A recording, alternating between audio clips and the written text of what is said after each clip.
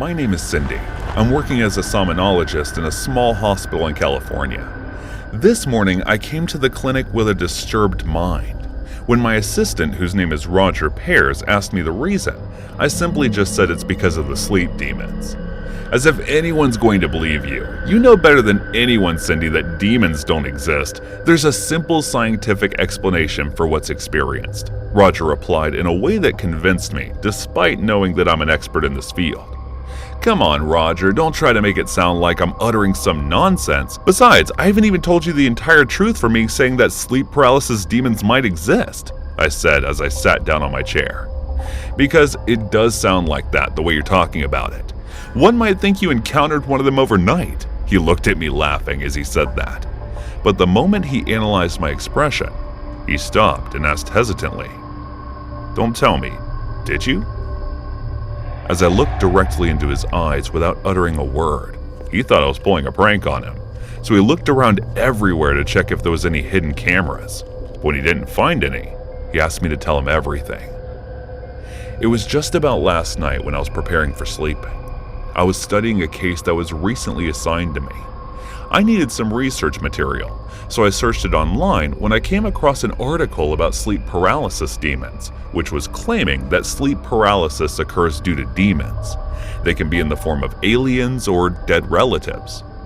Thinking that it was a bunch of nonsense, I didn't read it any further and closed the website. After that, I pulled my phone on the side table, changed into sleepwear, and went to bed. I often have a hard time falling asleep, so I have to take sleeping pills. But that night, for some strange reason, pills weren't required, and I fell asleep as soon as I closed my eyes. Even though I was sleeping, I can recall that I was having a disturbing nightmare that I can't remember at the moment. These vaguely dreamlike experiences were not uncommon to me. Instead, I've become used to having these kinds of experiences during my sleep, even after taking the pills. Just must be thinking that even though I am a sleep expert myself, I am suffering for all this. And yes, I am suffering from insomnia despite being a somnologist. And it's been a while. I always try to hide my condition from others because I'm unable to treat myself, but sometimes my condition suffocates me. I can still recall that I was sweating from the nightmare so much that my entire body was wet, even though the air conditioner was working just fine. This time it felt different from all the other nightmares that I had. The feeling was as if I was about to die from asphyxiation, so I subconsciously tried to wake myself, but it wasn't working. I slowly started to get aware of my surroundings, but my body wasn't giving any response. By the time I had the realization that the symptoms I've experienced were sleep paralysis, I could hear the clock making a tick, tick, and tick sound vividly. There was another faint dripping sound. Guess the bathroom tap must be leaking. At that exact moment, I heard another strange sound that sounded like someone's footsteps that kept getting louder and louder as time went, as well as the level of my suffocation, which was unbearable. While these traumatizing turn of events were happening, I continued to struggle just to wake up. Suddenly, the atmosphere became dark, and there was a sinister aura that started surrounding me. I was so horrified that I could feel the sweat running through my body like water. And even though my body wasn't moving, I was feeling as if I was shaking like a leaf. The eerie atmosphere getting darker and darker, and that was when a shadow-like image appeared in front of my eyes. This faceless, shapeless presence reached onto me, grabbed my throat, and started to strangle me. The air became dense. I started gasping. It was not just the shortness of breath that was terrifying me, but the awareness of this monster who was there to take me. My eyes started to roll backwards. That was when I knew that this was my last moment. But I wasn't ready just yet. The next thing I knew, I saw the ceiling and heard myself catching my breath. I tried moving my body, and it moved. So I jolted up and looked around to check if the monster was still around. I was feeling like a scared kid who came out of a horror movie. So I ran to the bathroom and washed my face multiple times, and each time I looked into the mirror to see my reflection in assurance to see if it was real. I was so freaked out that I was still unable to believe that I just went through because it all felt too real to be a nightmare. As I was trying to grasp at the situation, I noticed the dripping sound. I turned around following the sound. I saw little droplets of water coming from the shower. Immediately, I rushed to close it tightly. Even though I was convinced that the shadow monster might not be real, I just couldn't feel this terrifying feeling in my mind. That was when I remembered the article that I read right before sleeping. So I picked up my phone from the side table and immediately opened that article about the sleep paralysis demon. This was the first time that I had ever been through an actual sleep paralysis myself, and even though a few patients had described it as a feeling something demonic, I never believed them, saying it must be some nightmare. That was the reason why I started reading this article again. I knew that what I just experienced was a hypnopomonic hallucination, so the demon was not real. But there was something in the back of my mind that kept telling me what I saw was not a lie either. And as I was thinking that, my gaze went to a line in the article where there was a name written of that demon, Pisadeira.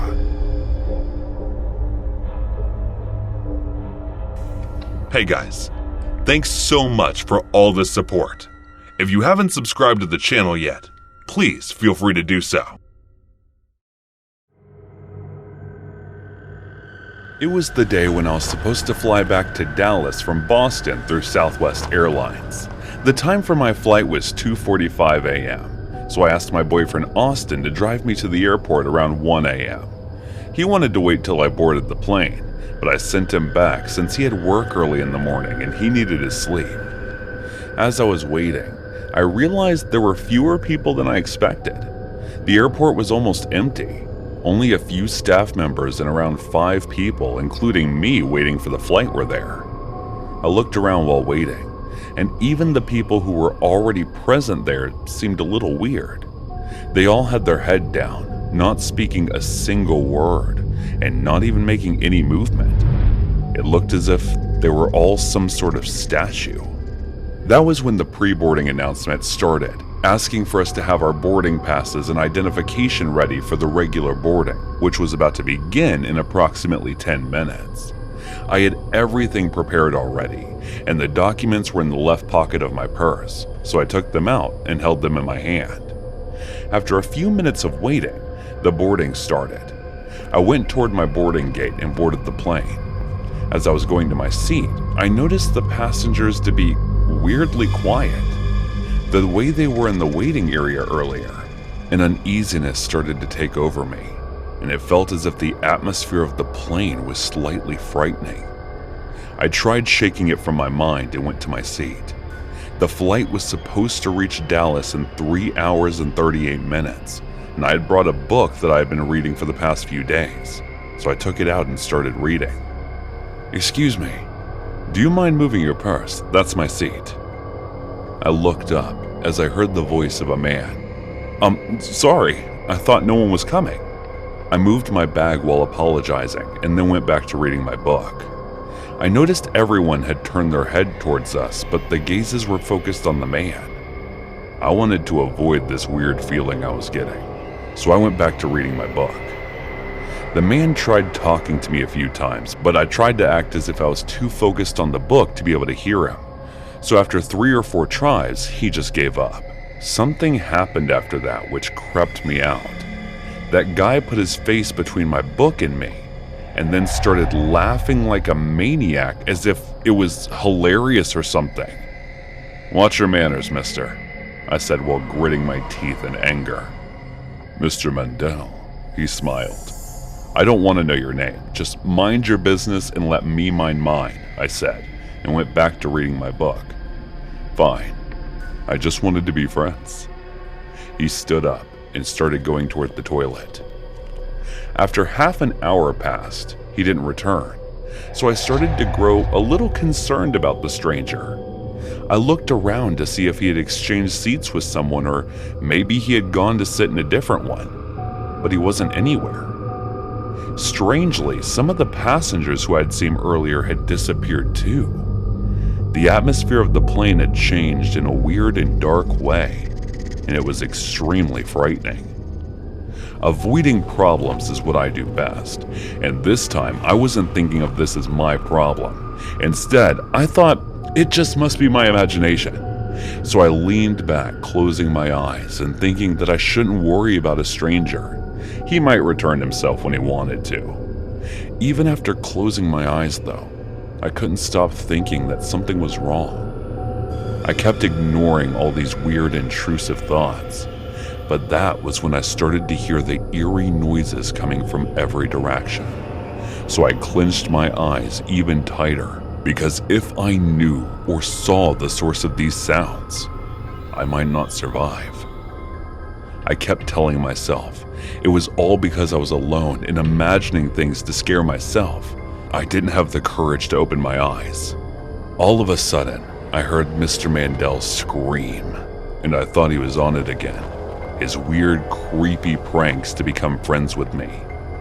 Even then, I did not open my eyes, and I ignored him, but his screams did not stop.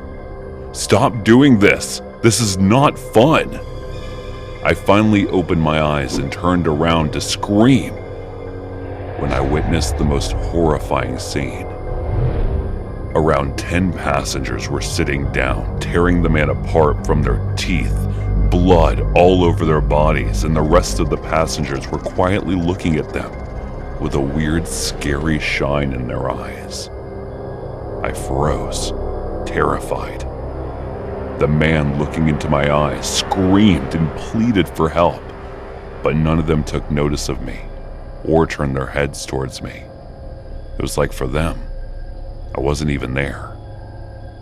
And I wanted it to stay like that, so I gave the guy an apologetic look. Tears fell from my eyes, and the moment his screams stopped, he had accepted his fate and understood that I was in no position to help if I wanted to save my own skin. I crouched down and hid my face between my knees while closing my eyes and hoping that they don't notice me the same way they had until now. The person who had never prayed in her life before, I was praying to God for my life and begging for those people to disappear. I was so terrified that I started crying like a baby, and I was sure that this was the last day of my life. I thought I should raise my head and take a look around, but I couldn't. I tried pulling my head, but it felt so heavy that I couldn't raise it. "Excuse me, the flight has landed." I was able to open my eyes the moment I heard this voice. It was him. It was the same guy who was torn apart in front of my eyes, but now he was all fine. I looked around, and everything seemed normal, but my heart was still thumping like crazy. "Why are you crying? Did you have a nightmare or something?" he asked again, and I touched my cheeks only to find them wet from all the crying. Instead of replying, I took my stuff and got off the flight. I rushed out of the airport as soon as possible and called my doctor. "Hello, Linda. You have to help me. I got another nightmare today." This story takes place in Santa Clarita, one of the safest towns in America. During the story, I was between 10 and 17 years old. I'm now 19. Some context, we lived in a 2-story house that had 2 bedrooms downstairs and 3 upstairs. My family consisted of mom, dad, older brother, older sister, 5 dogs, and me, the youngest. Last thing my family believed, my sister and I had a third eye since we could predict a lot of stuff. But for now, we are only going over the spirits part of it. Now we begin. The experiences started pretty much right away when we moved in. One night when I was taking a shower, I saw a little girl outside of it, looking at me. She looked to be around 6 or 7. She had long, straight black hair and was wearing white pajamas. But after that, I got out and she ran away and I followed her. She disappeared completely when she went to my sister's room, and I actually saw her later that night in my dreams. She told me her name was Alice and she needed mine and my sister's help getting rid of 2 bad men. I agreed, but first she needed my sister to see her. So she played with my sister's stuffed animals and then my sister asked me if I touched them. I told her it was Alice and that Alice wanted to talk to her. Of course my sister freaked, but she'd meet Alice later that night and my sister agreed to help. The last request Alice made was not to tell anyone else, as once I do, they will all be able to see the men and her. After that talk, I immediately saw one of the men. I went to the bathroom and walking back from it, I saw a really tall white sheeted figure standing in the loft. He looked at me and I felt so much fear, anxiety, and dread. He came after me and I ran to my room and closed the door. I cried hard, really hard. I couldn't stop because I was feeling pure terror course through me. After that, I questioned if I should even bother helping, but I still tried. Time and time again, I would run into him and he would chase me. He never really made noise, but he would tell me to stop running, and I never listened. It took a few months, but I finally broke and told my family. They all believed me as they were feeling the pressure from him and were all getting stress from it. Well, after that, my father saw the white figure. He was facing a corner of the loft and looked back at my dad, and it terrified him. For my brother, however, he never saw anything at a house. He only felt certain pressures, but he did manage to record my guardian angel one time opening his room door and checking on me. I'm still sad that the phone that had the video was destroyed in an accident. Now, moving to my mom, she was actually able to communicate with the man, but doesn't remember a single thing he said, as most of the memories in that house disappeared from her, mainly due to my mom's mental illnesses. But my sister did manage to see my mom talking to the air, but it was weird. My sister heard a deep male voice that had a lot of authority to it next to my mom. However, she recognized the voice was coming from my mom, and it scared my sister very badly. After that incident, time went by, and my tia, my aunt, and my Nina, grandmother, moved in with us, and they had experienced numerous things. First, my tia kept on hearing running upstairs when she was home alone. She would hear thumping and bangs, and even 2 male voices talking. My Nina, on the other hand, met Alice, but sadly couldn't communicate with her. The last story with them is about my tia. She got up really early every morning to go to work, like 4 in the morning. And one time when she was going upstairs to use the bathroom, she bumped into someone really hard that was knocked down, and there was no one around, and realized she didn't even hear anyone else make a noise or fall. Those are the only stories I have of my tia and Nina, but moving on. So I got 5 dogs at the time of all of this, and all of them would look upstairs and growl, bark, and just watch it very intently. One time my poodle went upstairs and something hurt her very badly. We had to get a cast for her paw because it seemed that something had crushed her paw. Last small story before we get back to the main story is about my friends. They to this day say that the night that they spent in the loft is the scariest moment for all of them. You see, there were 4 of them, and the first time they came over was when everything barely started happening. I had them sleep in the loft, and they all said that a tall, sheeted man was harassing them all night and scaring them. At the time, they were the only ones to see his face, and they said half of his face looked cut off.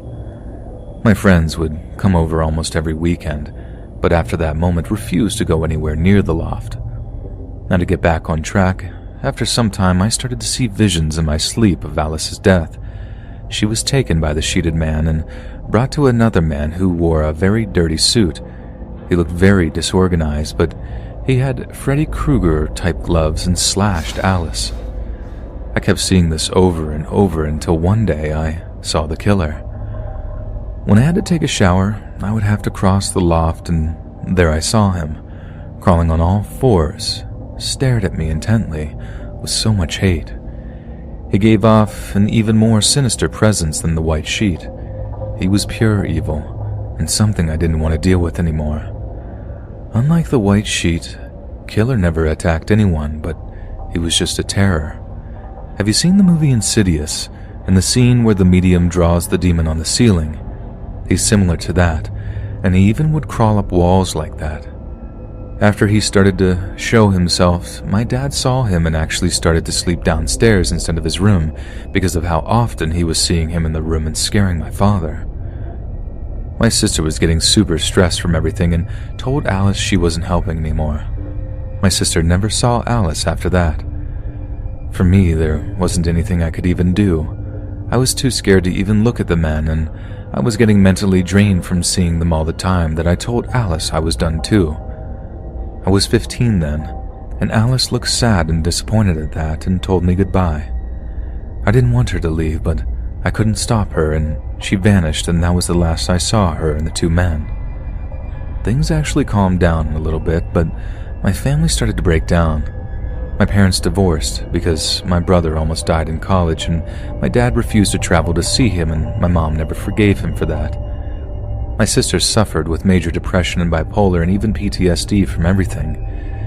As for me, the events from Alice and the men and other personal stuff drove me to a breaking point, and I developed paranoid schizophrenia. The paranoia of not seeing the man anymore, the feeling of dread and death lingered, drove the development.